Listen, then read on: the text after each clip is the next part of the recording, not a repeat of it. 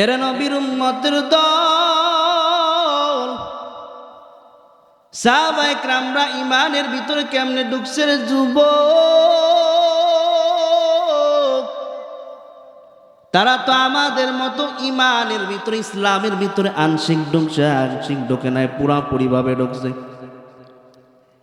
আল্লাহ রসুল তাবুকের যুদ্ধে সাহাবায়ে কেরামদেরকে দান করতে বলো, সাহাবায়ে কেরামরা দান করো।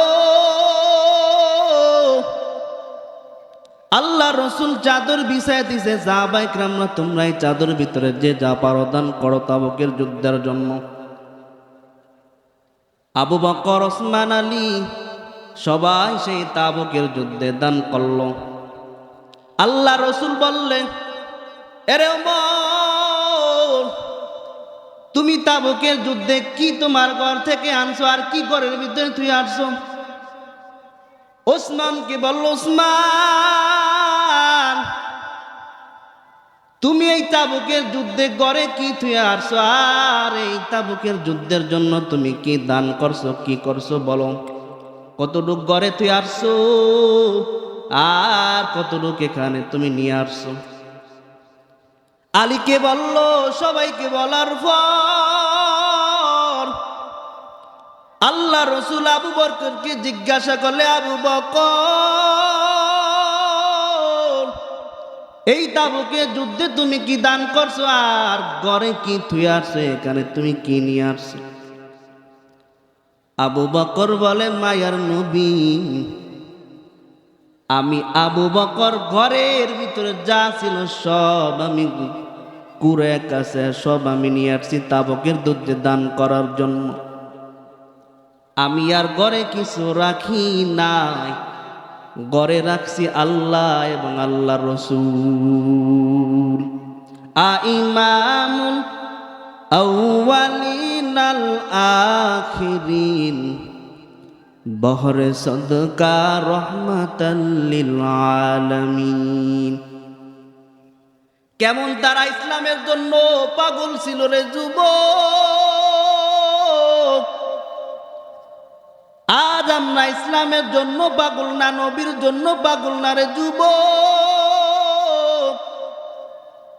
5 ওয়াক্ত নামাজ পড়ি না, জুমার সময় নামাজ পড়তে গেলে 2 ওয়াক্ত 2 রাকাত পরে আমরা মসজিদ থেকে চলে যাই। কেমন ইসলামের ভিতরে আমরা ঢুকলাম? সাহাবায়ে কেরামরা ইসলামের ভিতরে পুরাপুরি ভাবে ঢুকছে, এই জন্য আল্লাহ বলেন পুরাপুরি ভাবে ইসলামের ভিতরে ঢোকো। অল্প ঢোকলা তা না, পুরাপুরি ইসলামের ভিতরে ঢোকা লাগবে। আল্লাহ রসুল তাবুকের যুদ্ধ, মদিনা থেকে রোম সম্রাট মদিনা আক্রমণ করবে। আল্লাহ রসুল মদিনা থেকে রোম 950 কিলোমিটার দূরে। আল্লাহ রসুল সাহাবায়ে কেরামদেরকে নিয়ে বলল, সাহাবায়ে কেরামরা শুনো, তাবুকের যুদ্ধে যাওয়া লাগবে। অমুক অমুক সাহাবী তোমরা মদিনায় থাকবা, কেউ ইমামতি করবা, কেউ মদিনার যা যা দায়িত্ব আছে তোমরা পালন করবা, অমুকে অমুকে থাকবা আর সবাই চলবা। কেউ যেন মদিনা থাকবা না, সবার তাবুকের যুদ্ধে যাওয়া লাগবে। আল্লাহ রসুল তাবুকের জন্য যাওয়ার জন্য প্রস্তুত রে যুবক। আল্লাহ রসুল সাহাবায়ে কেরামদেরকে নিয়ে তাবুকের যুদ্ধে রওয়ানা। যখন নবী সাহাবায়ে কেরামদেরকে নিয়ে যখন মদিনা থেকে বের হলেন, 5 জন সাহাবী তারা বলল, আমাদের দ্রুতগামী ঘোড়া আছে, আমরা যেতে পারবো। গাফলতি করা শুরু করলো। 5 জন সাহাবী থেকে গেল মুনাফিকের সাথে, কিন্তু তারা মুনাফিক না, তারা হচ্ছে ইমানদার। তারা অলসতার যুবক। আজ আমরা অলসতা করে মসজিদে মুয়াজ্জিন আজান দেয়, অলসতা করে আমরা ফজরের সময় বিছনায় ঘুমিয়ে থাকি, বিছনার থেকে উঠি না।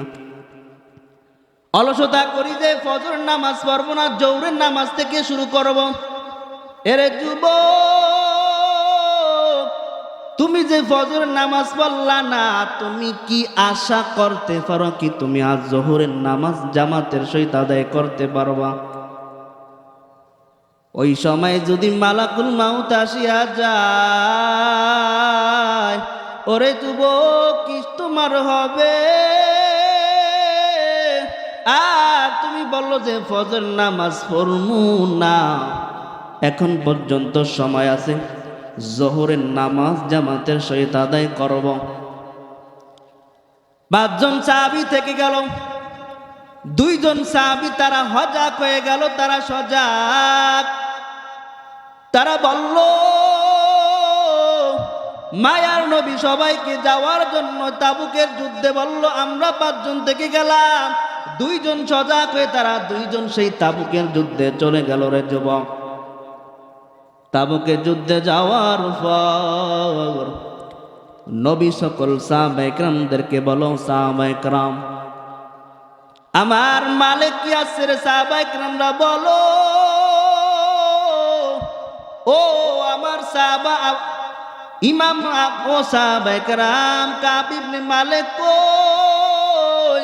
সকল সাহাবায়ে কেরামকে দেখতে পেলাম, কিন্তু আমার কাব ইবনে মালিক কোথায়? সাহাবায়ে কেরাম তোমরা কি বলতে পারো? সাহাবায়ে কেরামরা বলল, মায়ার নবী কাব ইবনে মালিক তো তবুকের যুদ্ধে আসে নাই। সকল সাহাবায়ে কেরামদেরকে দেখলাম, কিন্তু কাব ইবনে মালিক এই তবুকের যুদ্ধে আসে নাই। ও আল্লাহ রসুল, কাব ইবনে মালিক মুনাফিক হয়ে গিয়েছেন। আল্লাহ রসুল বললে চুপ। আল্লাহ রসুল তাবুকের যুদ্ধে বিজয়ের পর আল্লাহ রসুল মদিনায় আসিয়া বলল, এই তাবুকের যুদ্ধে কে কে যাও নাই? তাদের সাথে বয়কট তোমরা সাহাবায়ে কেরাম না, তোমরা কাউ তারা যারা তাবুকের যুদ্ধে যায় না তাদের সাথে তোমরা কেউ সম্পর্ক বন্ধ, কেউ কথা বলবো না। তাদের কাছে বেচা কিনা বন্ধ।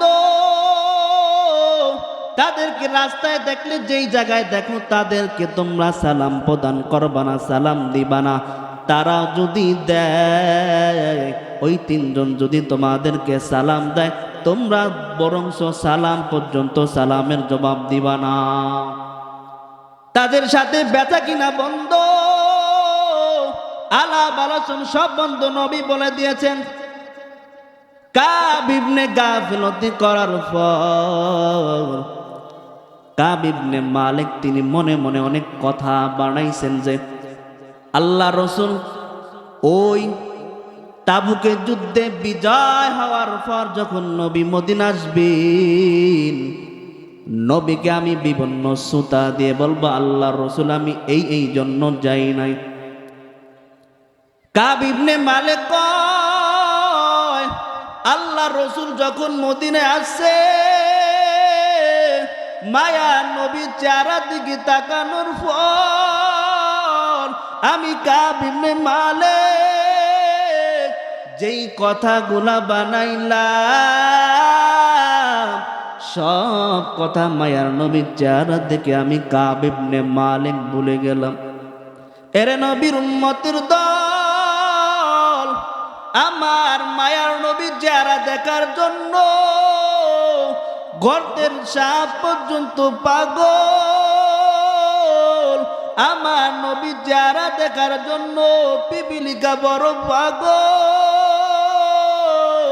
পিপিলিকা বলে, আল্লাহ মদিনা আমায় নিয়া নেও। আল্লাহ আমি সাধারণ একটা পিপিলিকা, আমার কোনো শক্তি নাই যে আমি মদিনায় যে মদিনার নবীজির রওজা দেখব। এরে নবীর উম্মতের দল, একটা পিপিলিকায় যদি নবীর জন্য এত পাগল হয়, আর আমরা নবীর উম্মত, আমরা তো নবীর জন্য এত পাগল না। নবীর জন্য কোনো তো আমাদের মায়াও লাগে না। এর নবীর উম্মতের দল, পিপিলিকা যখন আল্লাহর কাছে দাইল পেশ করলো, আল্লাহ মদিনা আমায় নেয়, মদিনার নবীজির রওজা আমার দেখতে মন চায়। আল্লাহ ওই মদিনা থেকে এক জোড়া কবুতর পাঠায় দিল। কবুতর যাও অমুক জমিনে যাও, আহার করার জন্য জমিনে যাও। কবুতর আল্লাহর হুকুম মতো মদিনা থেকে অমুক জমিনে যায়া যখন কবুতর আহার করা শুরু করলো, আল্লাহ বলে রে পিপিলিকা যাও কবুতরের পা যায়া পেঁচায় ধরু। এরে নবীর উম্মতির দল কাব ইবনে মালিক কয়, নবীজি নুরানি চেহারা দেখার পর আমি কাব ইবনে মালিক আমি সব বলিয়া গেলাম যে আমি যেই কথাগুলা বানাইলাম। আল্লাহ রসুল বলে রে কাব ইবনে মালিক, তাবুকের যুদ্ধে যাওয়ার জন্য তোমাদেরকে বলা হয়েছে, কেন তোমরা যাও না? কাব ইবনে মালিক কয়, আল্লাহ রসুল এমনিতে আমরা যাই নাই, গাফলতি করছি। আল্লাহ রসুল বলে কাব ইবনে মালিক, যতদিন পর্যন্ত তোমাদের ক্ষমার ঘোষণা না করা হবে ততদিন পর্যন্ত আমার সাথে তোমরা দেখা সাক্ষাৎ করবা না। কাব ইবনে মালিক কয়, আল্লাহ রসুল যখন এই কথা বলা শুরু করলো, আপনি কাব ইবনে মালিক, আমার মনটা বলো খারাপ হয়ে গেল। বোঝা যায় আমি কাব ইবনে মালিক আকাশটা ভেঙ্গে আমার উপরে পড়ছি। এরে নবীর উম্মতের দল, এই জন্য ইসলামের ভিতরে পুরাপুরি ভাবে ঢুকতে হবে। আমি কিছু ঢুকলাম কিছু ঢুকলাম না, না না, পরিপূর্ণভাবে ইসলামের ভিতরে ঢোকা লাগবে। কি পরিপূর্ণভাবে ঢুকবো না? পরিপূর্ণভাবে আল্লাহ পাক রব্বুল আলামিন